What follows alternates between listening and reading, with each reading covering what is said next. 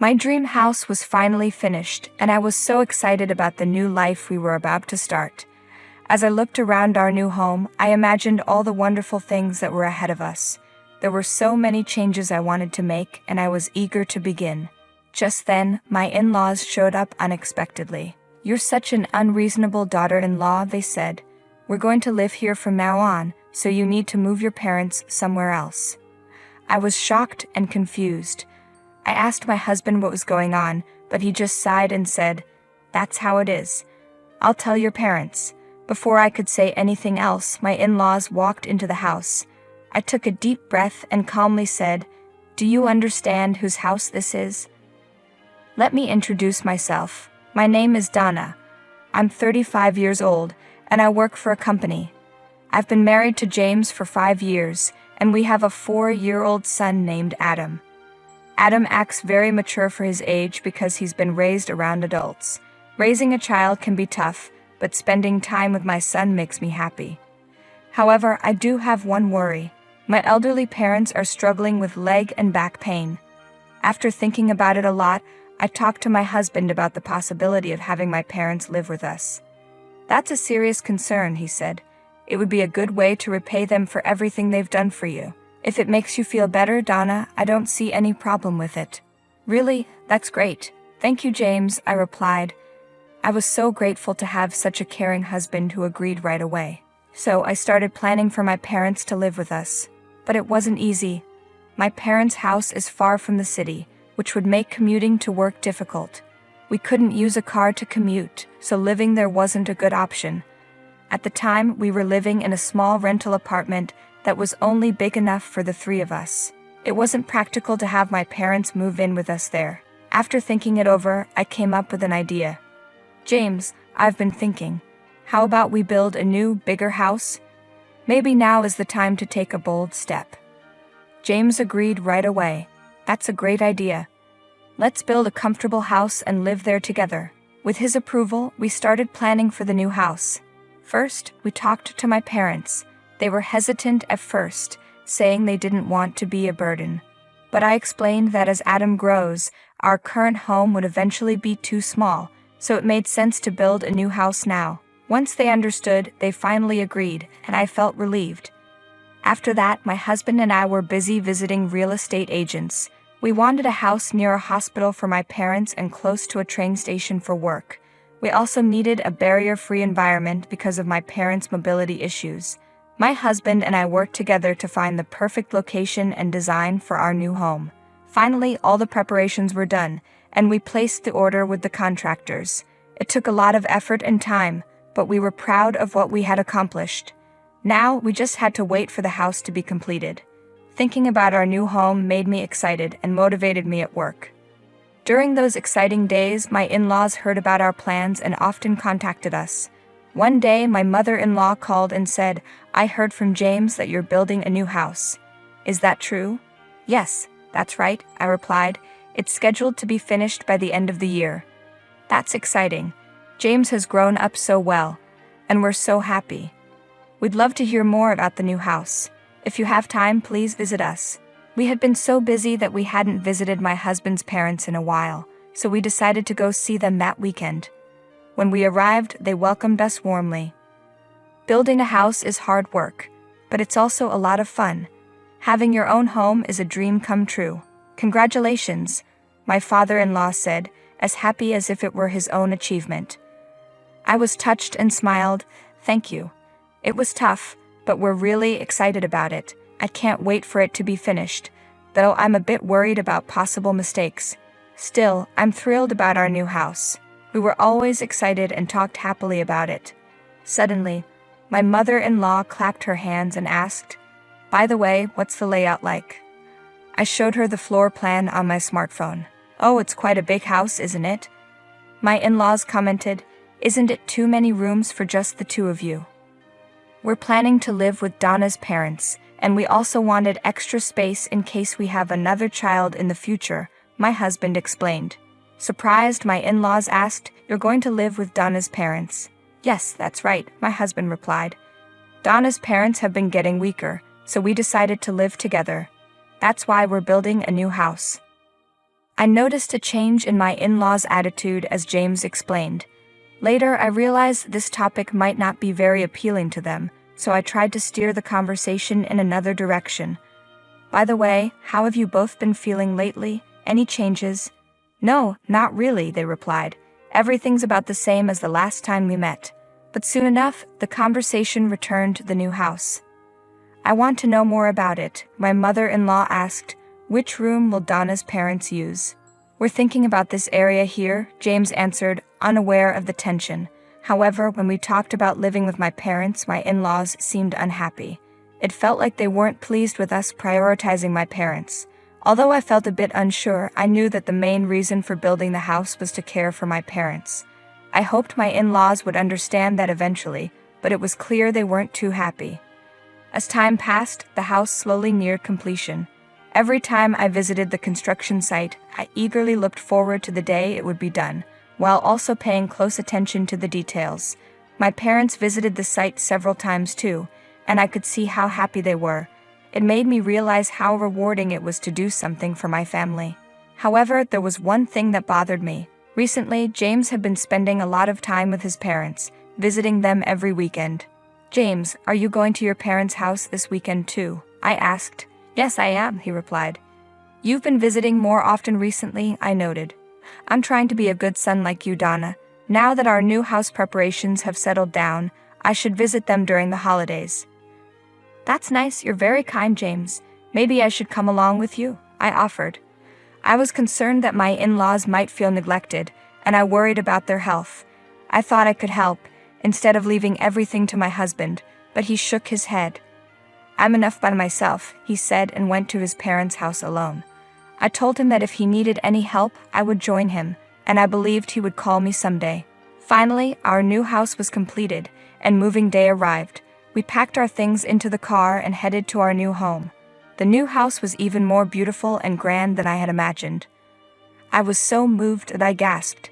The new house of my dreams was finally completed, and I was thrilled about the new life we were about to start. As I looked over our new home, I imagined our future. I was excited about all the new things I wanted to do. I pictured my family having barbecues in the spacious garden, with my son and husband playing there. My parents were stuck in traffic and would take a while to arrive. You can go ahead and wait inside, James suggested, but I wanted to enter the house together with them. I was about to say, no, I'll wait here, when suddenly my in-laws arrived. I was surprised. Why were they visiting? They got out of the car with big smiles. This house is really magnificent, they said. It's something to be proud of. That's right. We planned it together with Donna, my husband replied cheerfully. Donna has great taste, they added, and I thanked them. Then they started unloading heavy bags from their car. Surprised, I asked, "What are these bags for? What are you doing?" My in-laws gave a shocking reply. Of course, we're bringing these bags into the new house. What? I was stunned. My mother-in-law sighed and said, "What an unreasonable daughter-in-law. We're going to live here from now on, so move your parents somewhere else." I was in shock. What are you saying? I asked, but my mother-in-law just shook her head and crossed her arms. A daughter-in-law should respect her husband's family. It's only natural for us to live in this new house. Now hurry up and contact your parents. We need to put our luggage down, she demanded. Struggling to understand, I looked at my husband for help, but he just sighed and said, "That's the reality. I'll tell your parents." Wait a minute. What are you talking about? We built this house to live with my parents. Please don't be so selfish, I protested. My husband sighed again. You still don't understand. You should just serve me. Your parents will manage somewhere else. I clenched my fists in anger. My husband had clearly been influenced by his parents. Maybe his true nature was only now becoming apparent. "Stop standing there and help with the bags," his parents ordered, confidently entering the house, even though I, the owner, hadn't stepped inside yet. Their behavior infuriated me. This place is wonderful. The decorations are beautiful and luxurious, my in-laws said as they inspected every corner of the house with joy. My anger reached its peak. I coldly asked, "Do you understand whose house this is?" In a good mood, my in-laws turned to face me. "Whose house? It's James's house, of course. You think it's shared property between husband and wife?" How audacious of you to claim this house for yourself when you're being taken care of by James. Both my father-in-law and mother-in-law criticized me harshly, not giving me a chance to speak. It became clear that they didn't know about our financial situation. It seemed James hadn't explained anything to them. It's unnatural for a house built by James to be shared with his wife. Such a presumptuous daughter-in-law is rare. I pity James for having a wife and in-laws like this that continued to criticize me based on their misunderstanding. Finally, I reached my limit. I stared at my husband and his parents. I understand your point, but if you all really intend to live here, then James will need to reimburse me for my investment in this house. At that, my in-laws tilted their heads in confusion. How much money did you actually contribute? The amount you're talking about must be trivial. Why make such a big deal out of it? They said, laughing. I glanced at my husband, who remained silent, his mouth firmly shut. Filled with anger, I blurted out, "Why are you silent? It's unbelievable that you would hide something so important." Pressed, my husband fidgeted and avoided my gaze. At that moment, my mother-in-law demanded, "What are you trying to say?" My husband looked pale with fear, and I realized I couldn't expect an explanation from him.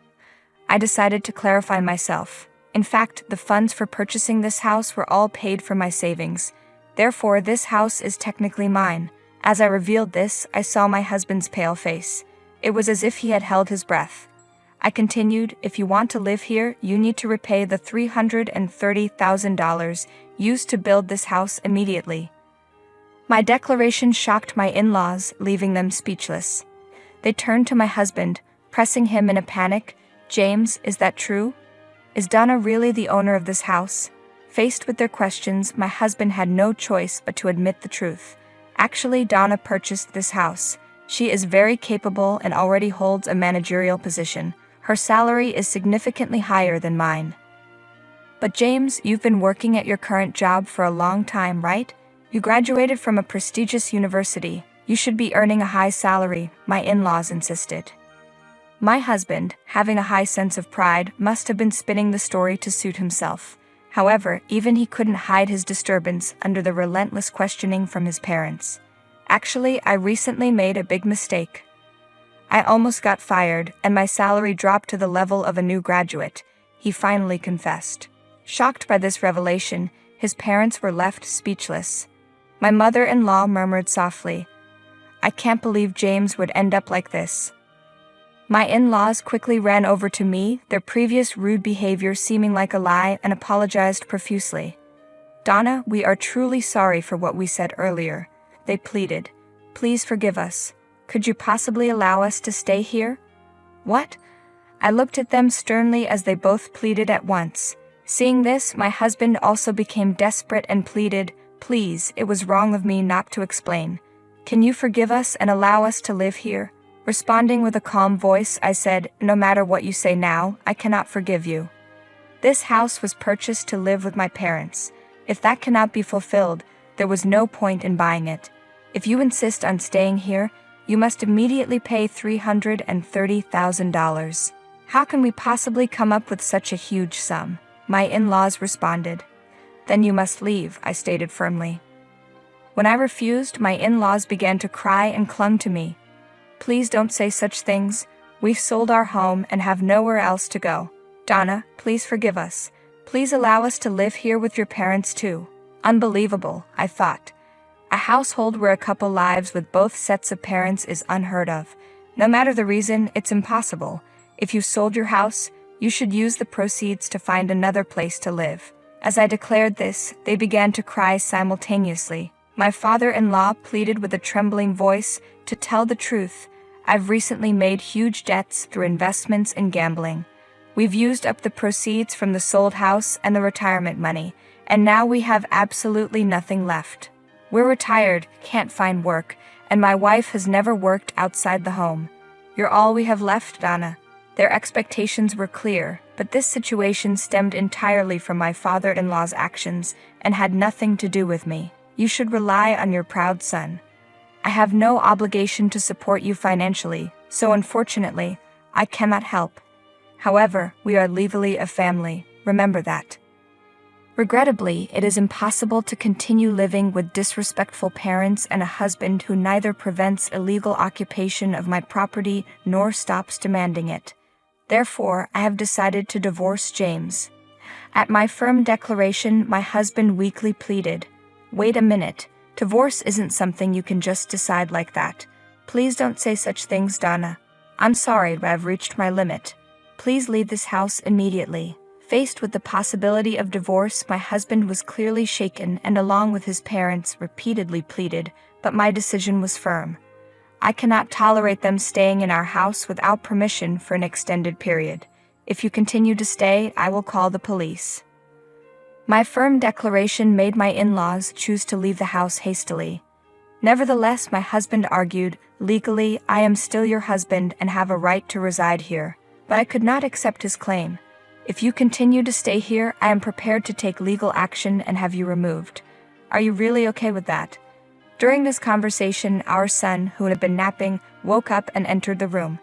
Then he unexpectedly said, "If it goes to court, Dad will be in a really tough situation." Hearing our son's innocent remark, my husband must have felt even more anxiety and desperation. Already at risk of being fired due to mistakes at work, the potential of getting involved in a legal battle greatly increased his chances of dismissal. Quickly grasping this harsh reality, my husband, with a pained expression, hurriedly gathered his belongings and quietly left the house. Just after that, my parents arrived for a visit. Noticing that my husband was nowhere to be seen, they were initially shocked. As I explained everything that had happened, they gradually showed warm smiles and expressed their gratitude. "You've stood up so strongly for yourself. Thank you. We're proud of you. You are a wonderful daughter," they said. Hearing their words, I felt a release from the anxiety I had been carrying for a long time and finally regained peace of mind.